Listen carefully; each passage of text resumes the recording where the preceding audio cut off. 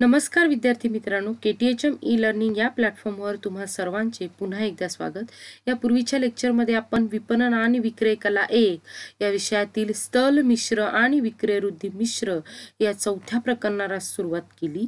त्यामध्ये आपण स्थल मिश्र या संकल्पनेचा सविस्तर अभ्यास केला आणि आजच्या लेक्चरमध्ये आपण विक्रय वृद्धी मिश्र या संकल्पनेचा अर्थ, व्याख्या तसेच महत्व, फायदे व मर्यादा यांचा सविस्तर अभ्यास करणार आहोत।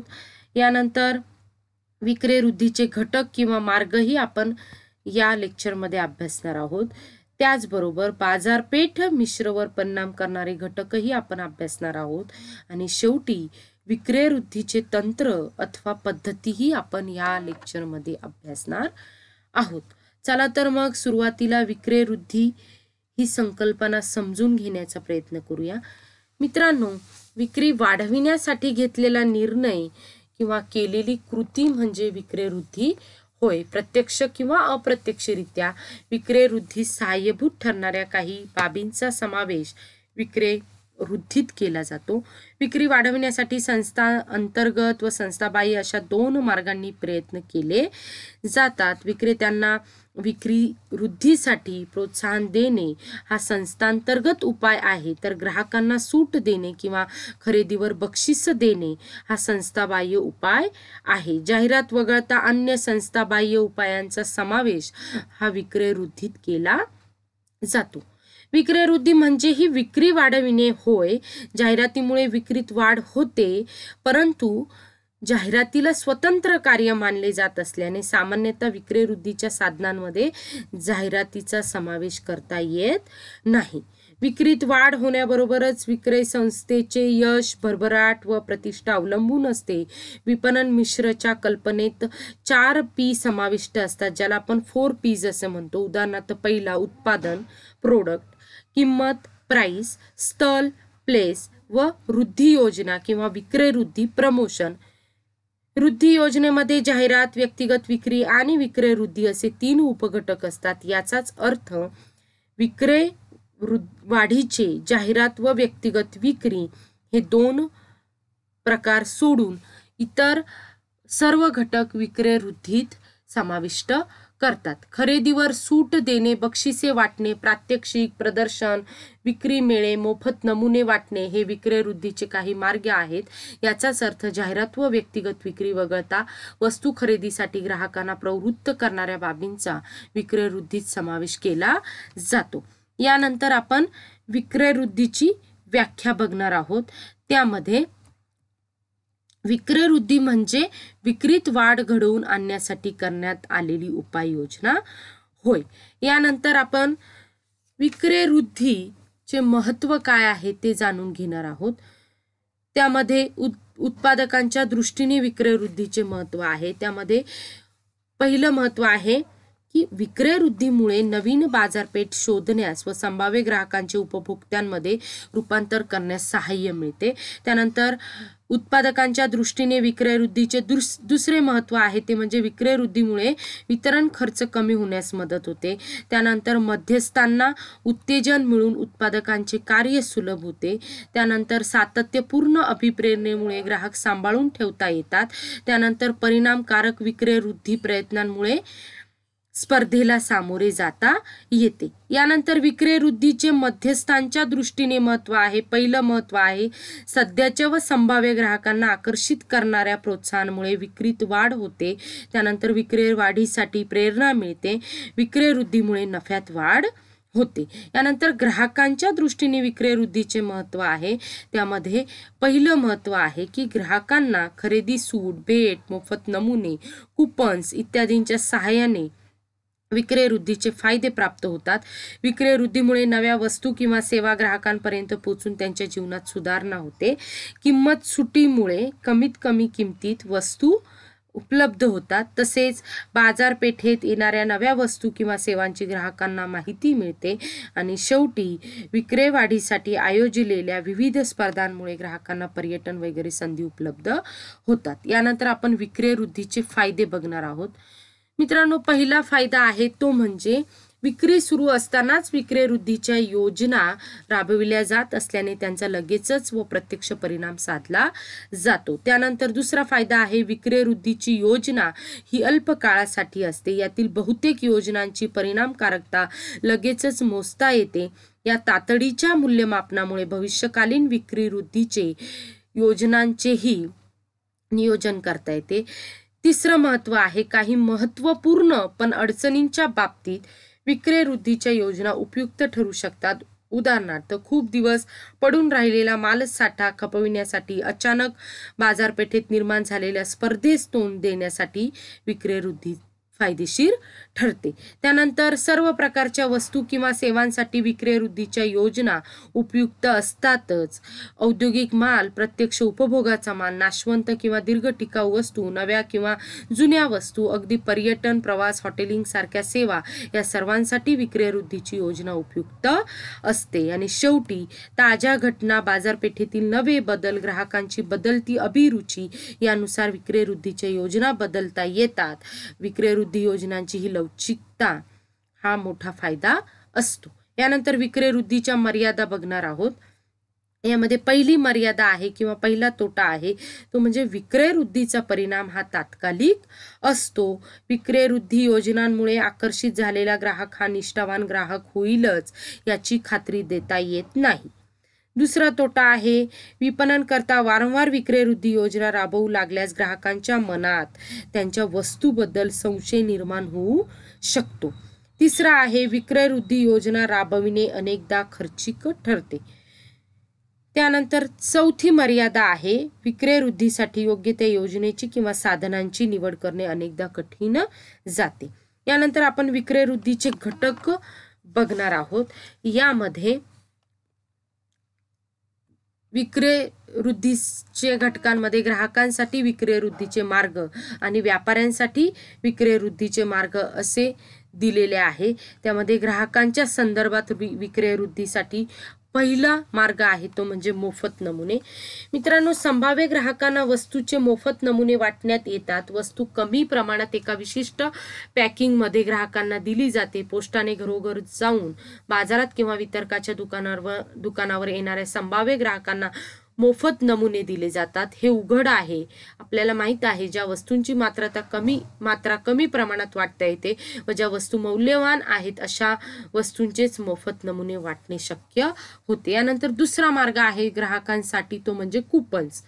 कुपन्सचे दोन प्रकार असतात. काही कुपन्स वर्तमानपत्रात छापलेले असतात तर काही कुपन्स वस्तूच्या पॅक बरोबर जोडलेले असतात. कुपन्स जमा केल्याबरोबर खरेदी किमतीत सूट मिळते. या आकर्षणामुळे वस्तू खरेदीचा संभव वाढतो. त्यानंतर तिसरा मार्ग आहे प्रात्यक्षिके.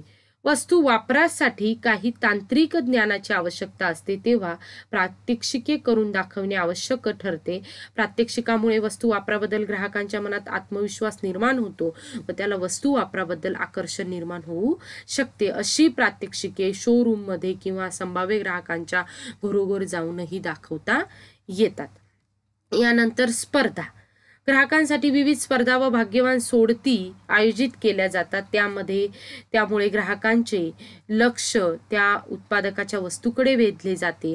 या स्पर्धा वर्तमानपत्रातून जाहीर केल्या जातात किंवा वस्तू खरेदी करताना त्या संदर्भात प्रवेशिका दिली जाते. स्पर्धा जिंकणाऱ्या ग्राहकास पारितोषिके दिली जातात. उदाहरणार्थ महाबळेश्वरची सहल मोफत, केसरी टूर्स तर्फे मोफत पॅकेज अशा या पार्श्वभूमीवर भाग्यवान सोडतीही काढल्या जातात. यानंतर पुढचा आहे किंमत सूट. मंदीच्या काळात किंवा बाजारपेठेतील तीव्र स्पर्धा असताना किंमत सूट देणे किंवा किंमत घटविणे हा उपाय नेहमी अंमलात आणला जातो. अनेकदा खूप दिवस पडून राहिलेला मालसाठा खपवण्यासाठी हा मार्ग अवलंबला जातो. काही वस्तूंचा माल विक्रीचा विशिष्ट हंगाम असतो. या हंगामानंतर माल खपविण्यासाठी ऑफ सीझन डिस्काउंट म्हणून किंमत सूट दिली जाते. उदाहरणार्थ हिवाळ्यात पंखे विक्री कमी असते तेव्हा त्यावर सूट दिली जाते. यानंतर प्रीमियम ऑफर. मित्रांनो, एक वस्तू खरेदी केल्यास तिच्यावर विशिष्ट भेट ऑफर करणे यालाच प्रीमियम ऑफर असे म्हणतात. उदाहरणार्थ टीव्ही खरेदी बरोबर टीव्ही, बूस्टर फ्री देणे किंवा टेप रेकॉर्डर बरोबर कॅसेट फ्री देणे फ्री द्यावयाच्या वस्तूचे मूल्य खरेदी करावयाच्या वस्तूच्या तुलनेत पुष्कळ कमी असले तरी दोन्ही वस्तू एकमेकांच्या उपयुक्ततेशी सुसंगतीत अशाच असतात. भेट द्यावयाच्या वस्तूमुळे ग्राहक संतुष्टते संबंधी एक उत्तेजन उपलब्ध होते. यानंतर पुढचं आहे ते म्हणजे सध्याच्या किमतीत जादा माल. यालाच इंग्रजीत क्वांटिटी ऑफर्स असे म्हणतात. सध्या असलेल्या किमतीत मालाची जादा मात्रा पुरवण्यात येते. उदाहरणार्थ 50 रुपये किलोने जर धुण्याची पावडर विकली जात असेल तर त्या योजनेअंतर्गत 10 रुपयात 1250 ग्रॅम पावडर दिली जाते. या योजनेची भरपूर जाहिरात करून ग्राहकांना आकर्षित केले जाते. आणि शेवटचा मार्ग आहे किंमत परतीचे प्रलोभन. यालाच इंग्रजीत रिफंड ऑफर असे म्हणतात. उत्पादन खरेदी केल्यावर त्याचे पॅकिंग किंवा विशिष्ट स्टिकर किंवा त्यासोबतचे कुपन्स कंपनीला पोस्टाने पाठवल्यास कंपनी उत्पादनाची किंमत परत करते. अर्थात ही योजना विशिष्ट वस्तूंसाठीच लावता येते. यानंतर आता आपण विक्रयवृद्धीचे व्यापाऱ्यांसंदर्भात असलेले मार्ग बघणार आहोत. त्यामध्ये पहिला मार्ग आहे तो म्हणजे विक्रयवृद्धी साहित्याचे वितरण. मित्रांनो, माहिती पत्रिका, परिपत्रके, छोट्या पुस्तिका इत्यादी साहित्याचा विक्रय साहित्यात समावेश होतो. या प्रकारच्या साहित्यामुळे वस्तूंची माहिती पुरविली जाते. तर नमुना वेष्टने, शो कार्ड्स, पोस्टर्स इत्यादी साहित्यांचा प्रदर्शनीय साहित्यात समावेश होतो. प्रदर्शनीय साहित्यामुळे वस्तूंचे प्रदर्शन करणे सोपे बनते. जेथे वस्तू प्रत्यक्ष दाखविणे शक्य नसते तेथे प्रदर्शनीय साहित्याचा वापर करता येतो. या सर्व प्रकारच्या साहित्यामुळे वस्तू विक्री करणे व्यापाऱ्यांना सोपे बनते. याशिवाय बॅनर्स, दुकानावर लावण्याचे छोटे मोठे बोर्ड्स, स्टिकर्स इत्यादी साहित्य विक्रेत्यांना पुरवण्यात येते. यानंतर प्रात्यक्षिके. किरकोळ व घाऊक व्यापाऱ्यांच्या दुकानांवर वस्तू वापराची, वस्तूच्या तांत्रिक बाबींची माहिती देणारी प्रात्यक्षिके आयोजित केली जातात. या प्रात्यक्षिकांमुळे ग्राहक आकर्षित होतो. शिवाय ग्राहकांच्या संभाव्य किंवा विचारलेल्या प्रश्नांची उत्तरे प्रात्यक्षिक करता लगेचच देत असल्याने प्रात्यक्षिके हा विक्रयवृद्धीचा प्रभावी मार्ग ठरतो. यानंतर स्पर्धा. ग्राहकांप्रमाणेच वितरक किंवा मध्यस्थ व्यापाऱ्यांसाठीही विक्रयवृद्धीच्या दृष्टीने स्पर्धा आयोजित केल्या जातात. बहुधा घाऊक व्यापाऱ्यांसाठी वेगळ्या व किरकोळ व्यापाऱ्यांसाठी वेगळ्या अशा स्पर्धा घेतल्या जातात. सर्वाधिक विक्री करणे, दुकानात उत्तम सजावट करणे असे या स्पर्धांचे साधारण स्वरूप असते. स्पर्धा जिंकणाऱ्या वितरकांसाठी खास पारितोषिकांची योजना असते. त्यानंतर किमतीत सूट. व्यापाऱ्यांना किमतीत विशिष्ट सूट देण्याची पद्धत असते, परंतु नेहमीच्या दराने विकल्या जाणाऱ्या व्यापारी सुटीशिवाय विक्रयवृद्धीसाठी खास सूट दिली जाते.